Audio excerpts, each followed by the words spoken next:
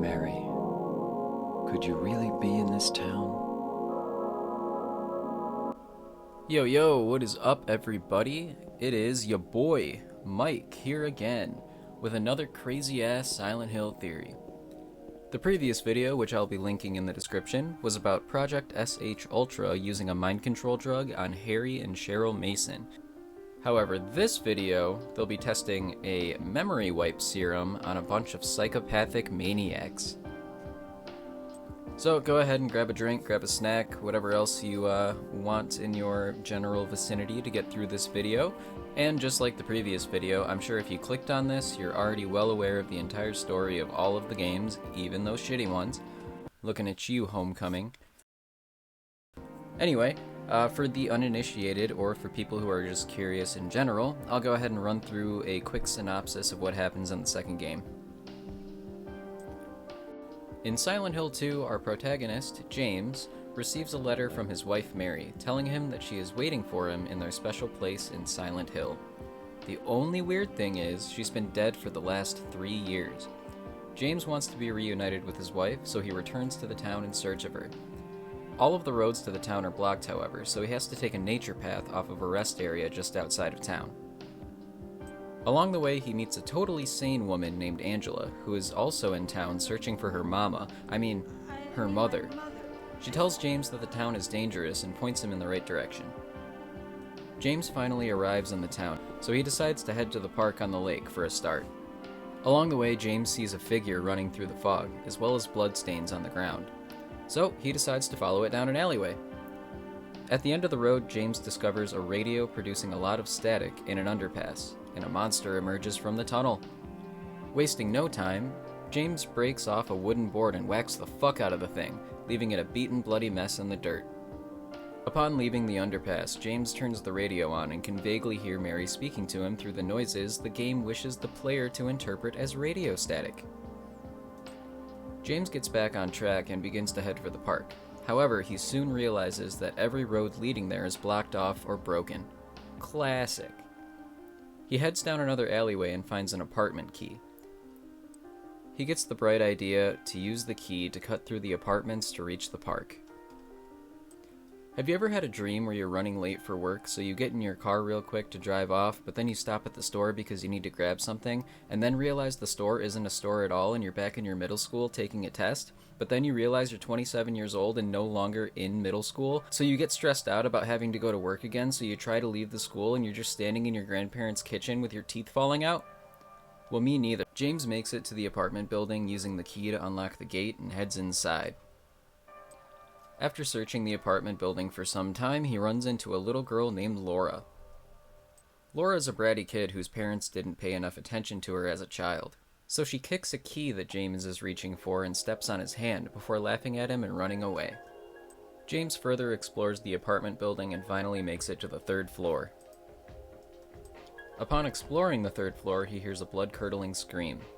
James, being an ever-brilliant super sleuth, decides to investigate the scream, and comes face to Prism with a red pyramid thing through some bars, as well as a bloody corpse in one of the apartments. After a lot of backtracking and running through the same areas over and over again, he barges into another apartment and interrupts Pyramid Head's "sex time" and hides in a closet, shooting him until he fucks off. Later on, after James gets access to the courtyard, he finds a bloody corpse in a kitchen and hears horrifying noises coming from the bathroom. Upon investigating the noises, James finds Eddie Dombrowski puking into a toilet while desperately claiming he hasn't killed anyone. They exchange their pleasantries and go their separate ways. James finds a key labeled Fire Escape Key and decides to try and use the fire escape to leave the apartment building.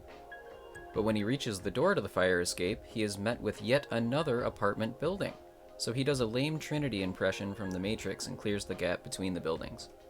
James explores the other building and finds Angela, reflecting on her predicament in one of the apartment rooms, knife in hand. She flips shit and runs away after James acts like a suicide hotline operator on his first day of work. I don't know what you're planning, but there's always another way. So he takes the knife from off the table and goes on his merry way. James finds the stairwell key and uses it to try and leave the building. But lo and behold, James again interrupts Pyramid Head's sexy time with a monster, and he's not too happy about it. James then has to evade the hulking monster until the sirens blare and Pyramid Head leaves, releasing the water from the flooded stairway. Now James can finally leave the apartment building and get back on track to the park. Along the way, he runs into the snot-nosed brat from earlier, sitting on a wall down a misty alleyway. She further taunts and teases James before running away after saying she has a letter from Mary. James then presses on and reaches Rosewater Park, where he meets a pretty lady named Maria who bears an uncanny resemblance to his late wife. Maria tries to flirt with James and then invites herself along on his journey. The dynamic duo then leave the park and head to the bowling alley. Sounds like a fun first date to me. Maria decides to wait outside while James goes in for a quick 300. He hears a conversation between Eddie and Laura and heads to the lanes to talk with Eddie. Eddie tells James that he's not there alone and name drops Laura. She is seen being a little brat again, running out of the bowling alley and into the horrific town. James suggests that they should go after her, but Eddie says Laura bullied him and he would rather stay and eat pizza. Said a fatso like me would just slow her down. James scolds him and hurries after Laura. Upon leaving the bowling alley, James meets up with Maria again, who says she saw Laura run down the alley. They run after her and reach a narrow dead end. Maria knows a shortcut, however, through her place of employment, Heaven's Night, a good old-fashioned strip joint. After leaving the club, Maria and James see Laura running into Brookhaven Hospital, and they follow her inside. While in the hospital, Maria becomes sleepy, the goer to bed, so James explores the hospital by himself and makes it to the roof. On the roof, James meets up with Pyramid Head again, who is still harboring a lot of resentment towards him for him interrupting his sex at times. So he goes ahead and knocks him right off the roof into the psych ward padded cell block. James eventually finds Laura again, and she leads him into an obvious trap under the guise of showing him the letter that Mary wrote. She locks the door behind him, calling him a fart face and not letting him out, even though he is in danger of imminent bodily harm. While locked in the room, James has to fight a few big-lipped, caged, hanging monsters, and is then transported to the nightmare version of the hospital.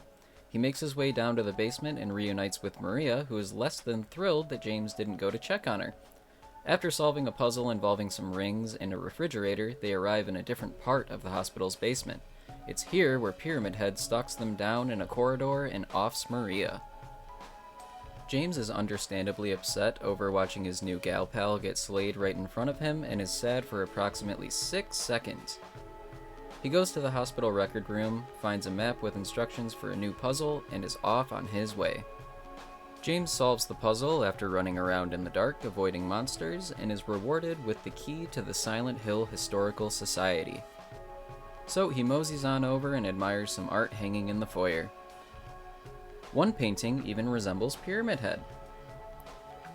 After thoroughly investigating the Historical Society, James then has to jump down deep dark hole after deep dark hole until he arrives in the secret underground prison. It is here that he meets Eddie again, who admits to James that killing a person ain't no big deal, before saying lol JK and running away. James then trudges through the prison, solving a puzzle that only makes sense in the context of a fever dream, and has to drop down one more deep dark hole. James finds himself in the basement of the prison now and has to walk through a morgue. After perusing the smelly inventory, he finds another, you guessed it, deep dark hole to jump down. James wakes up in what appears to be an abandoned mining tunnel and opens another door.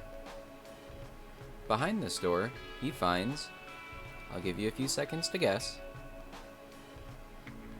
another deep dark hole to jump down. After taking the plunge, he gets up and sees a giant industrial-sized elevator. So he decides to get on, and the elevator moves by itself, taking him down another deep dark hole. James leaves the elevator and walks through the door at the bottom.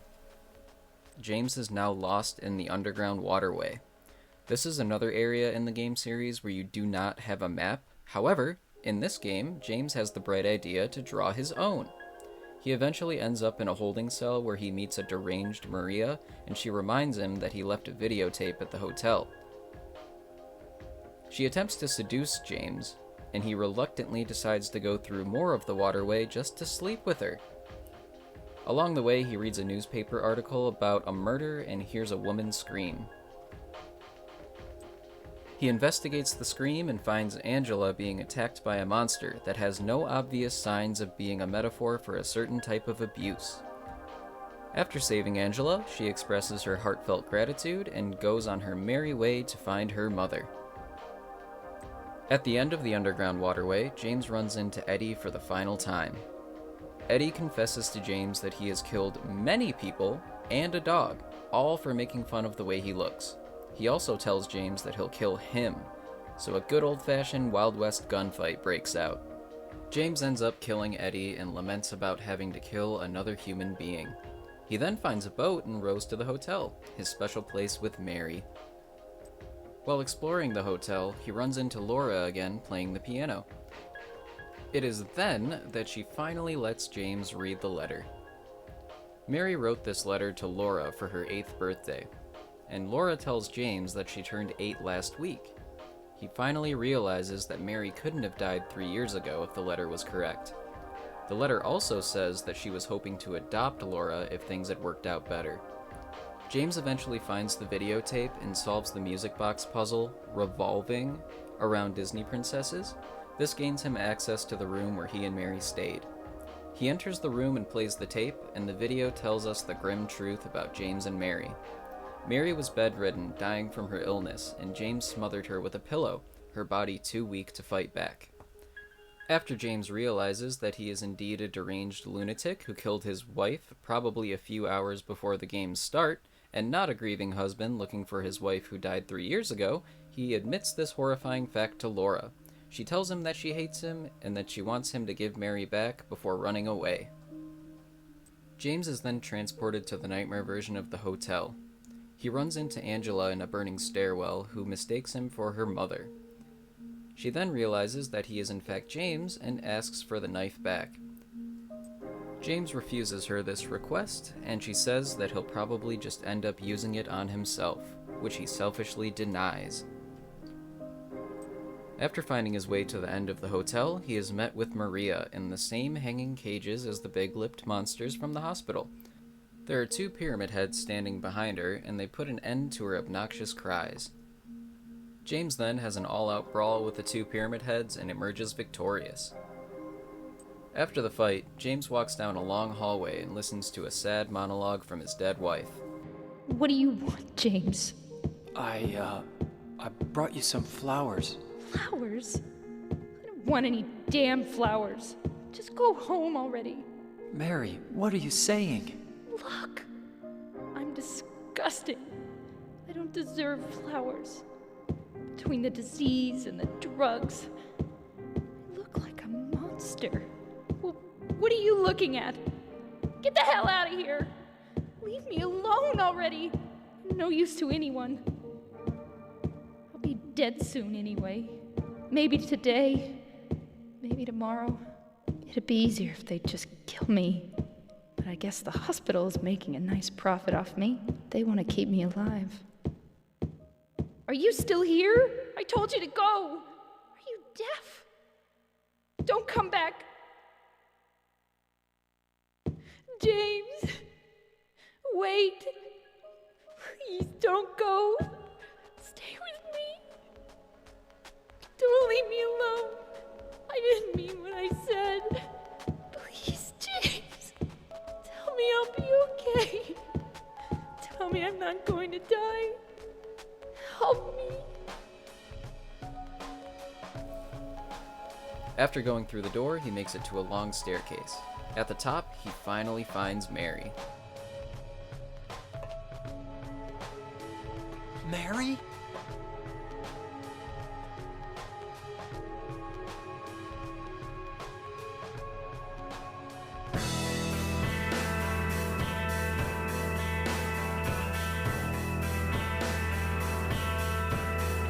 Nah, just kidding. This is the final boss battle. After defeating Mary, we get the outro cutscene, and we finally get to hear the rest of Mary's letter that James neglected to read at the beginning. James, you made me happy. James and Laura are then seen leaving the town and the credits roll. Alright, thank you for watching the synopsis. Or clicking the timestamp to get to the theory. I know what you did. We all know what you did. Anyway, here's the theory. Project SH Ultra is testing a new memory wipe serum on a batch of new subjects. All of the named main characters, with the exception of Maria, are all murderers. So the project is testing a memory wipe drug for the purposes of creating sleeper agents. I believe Maria is playing the part of, or is indeed the same actress as, Sybil Bennett from Silent Hill 1. She's meant to be a comforting, familiar face for the protagonist to recognize while keeping them from straying too far from the project's goal. While James and Eddie's murders are explicitly told to the player through the gameplay, Angela's murder is a little more obscure, but it's easily pieced together after reading the newspaper article about Thomas Oro ... before the abstract daddy boss fight, and coming across Angela's headstone reading Angela Orozco. The newspaper article goes into detail about a stabbing. It describes the stabbing as a crime of passion, and Angela is seen with a knife when James runs into her in the apartment building. She even points the knife at James in a way I believe she has done before with her father. They all spend the entire game ignoring the fact that they have killed before, and by the end of the game, the serum is starting to wear off. This is why Eddie confesses his murders, and James comes to the realization he killed his wife. Even Angela remembers by the end, which is why she asks for the knife back during the burning staircase scene. The project's new drug that they're testing is a compound similar to the one that they used on Harry in the first game, except this was synthesized to work specifically on the memory part of the human brain. James, Angela, Eddie, and Laura spend the game ignorant of their crimes. Before the events of the game, they are all dosed and let loose into the town. So, as we all know, James killed his wife, Angela killed her father, Eddie has killed a man and his dog, among many other people, and as for Laura, I have another theory within this theory to explain her. While in the apartment building, James was reaching for that key, and she kicks it away from him and steps on his hand. She even laughs about it right after. Ha ha! Hey, wait! Damn it! This shows that she has no remorse for causing others physical pain. While talking with Eddie in the bowling alley, she says, But if you did something bad, why don't you just say you were sorry? Implying that she thinks saying sorry fixes everything.